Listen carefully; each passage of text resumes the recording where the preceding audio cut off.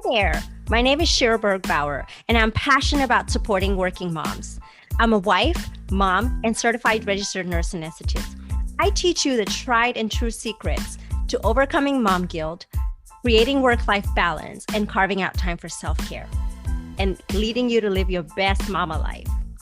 Relationships, health, self-care, fashion, travel, growth, all are topics we discuss here. Nothing is off limits. Think of this as your one-stop shop for happy hour with a mama friend mixed with life school. Pull up a seat, make sure you're cozy, and get ready to be empowered, educated, and challenged while you learn. Welcome to the Stethoscopes to Swaddles Podcast.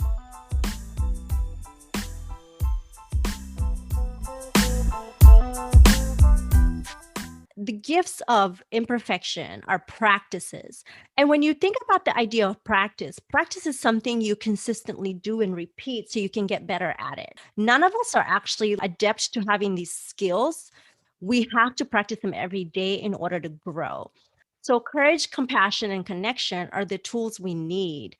One of the things about becoming wholehearted is that it's a process and it's a journey.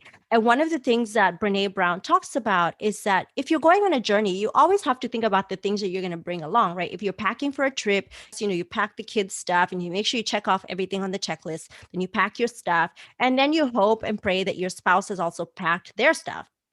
As we go on this journey, I want us to bring these three things with us: courage, compassion, and connection.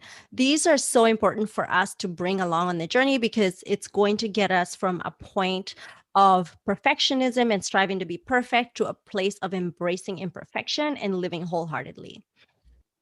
What does it take to live and love from a place of worthiness? What does it take to embrace imperfection and cultivate what we need and get rid of the things holding us back?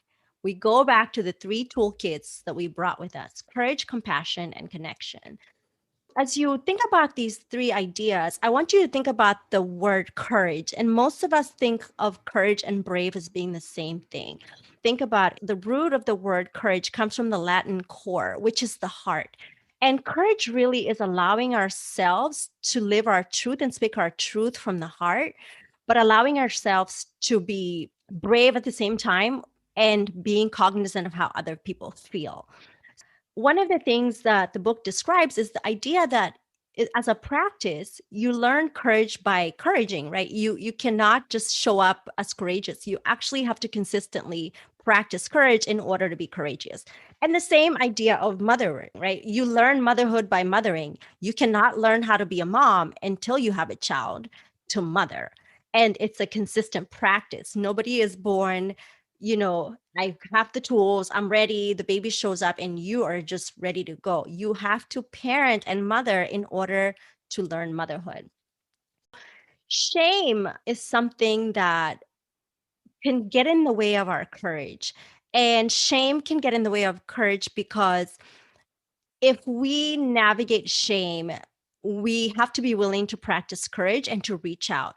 The one thing is that we have the right to own our story and to share with people who earn the right to hear it and people who we can count on to respond with compassion. Think about like when you've had a situation happen to you and you just, you reached out to a friend and how that felt.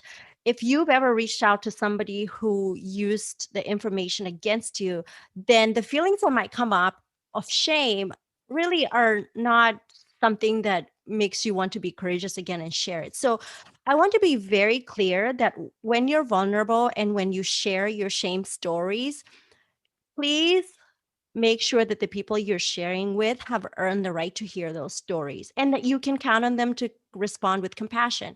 And also, don't be that person who, when somebody shows up with this shame story, you want to one up them with your shame story. I think in connecting, we need to be aware of these vulnerabilities and the fact that, you can show up for somebody, be going through your own things, but when they show up with their shame story, you just listen and practice empathy. The other thing about courage is that we have to be willing to show up as the best versions of ourselves. And what that means is that when you're vulnerable, you have to be willing to acknowledge that you're not perfect. And that's very difficult for many of us. And then the one thing about the three gifts of imperfection, when we talk about compassion, the idea of having boundaries and compassion sometimes seem very counterintuitive. One of the things that the book addresses is the fact that you can be compassionate and still hold others accountable for their behaviors. And you can have healthy boundaries and still be compassionate. You can have boundaries and still connect with people.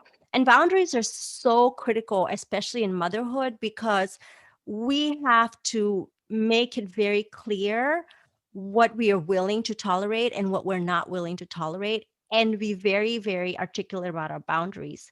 And sometimes, especially when you have tendencies to be a perfectionist, it can be difficult to share those boundaries with people because you're afraid of letting them down. I remember a quote, and I'm probably not going to quote her perfectly, but Ali Casaza said something in her podcast, and she said, the people who have a problem with your boundaries are probably the people who need those boundaries. And so, as you create those boundaries and you establish them with your loved ones and your friends and your community, just be very articulate about them and don't feel bad if somebody comes to you, lashes out, that they feel like it's unfair, because you get to choose your boundaries. You get to protect your heart.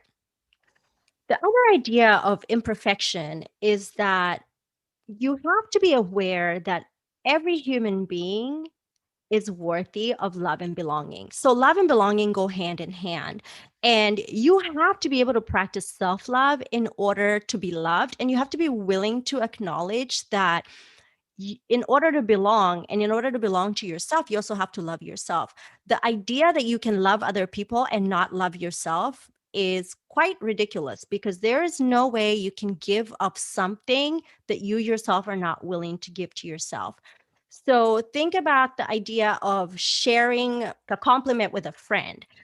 When you share that compliment and it makes you feel great, but then it's so easy for us as women to just, tell yourself, oh, I'm too fat, I'm too short, I'm too this, I'm too that.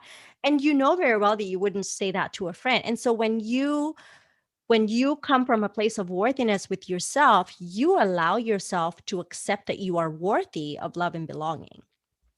So the other thing I wanted to talk about is shame, fear, and vulnerability. And these are the enemies of the three gifts of imperfection, shame and fear in particular. And the questions that I'd like to ask yourself is, who do you become when you're backed into the shame corner? Do you become aggressive or do you shut down? Do you share more of yourself when you're feeling shame with somebody you're close to, or do you just, lock yourself up? And how do you protect yourself when you're feeling shamed? A lot of the times, especially in social media, we're so afraid to show parts of our lives because, and I'll give you an example that's very relatable to motherhood, is like when you post a picture of your kid and then you're like, oh, this, the car seat looks this way and this way. Somebody's going to say something. How do you protect yourself when that happens? Like if somebody says something to you, do you feel the need to respond?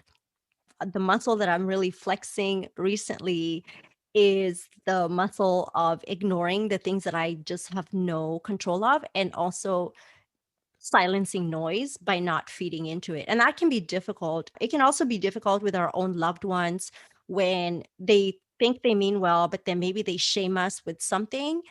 One of the best strategies is to just not respond.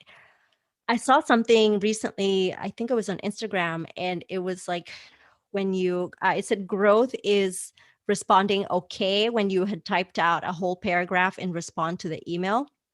And that's how I think of like protecting myself with shame, is saying the thing that I probably don't want to be saying, which is either ignore it or say okay and not feed into it. And then the other question is, what's the most courageous thing you could do for yourself when you feel small and hurt? One of the things that you can do for yourself, again, remember, courage comes from heart, is to really remind yourself of your worthiness. Also, just be able to face your fears without associating and attaching emotion to them. And the last point about shame and fear and vulnerability in general is that we don't need love and belonging from everyone around us and in our lives, but we at least need it from one person. So find your person, As my sister says, find your personal person. And that's the one person who earns the right to be in your life and who earns the right for you to be vulnerable with.